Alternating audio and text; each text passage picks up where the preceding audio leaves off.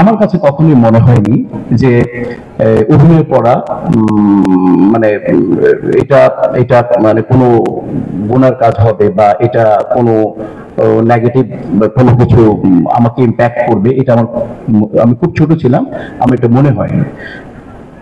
কিন্তু আপনার প্রশ্নটাকে আমি একেবারে মানে ডিসঅনারও করবো না, এটা যার যার ব্যাপার।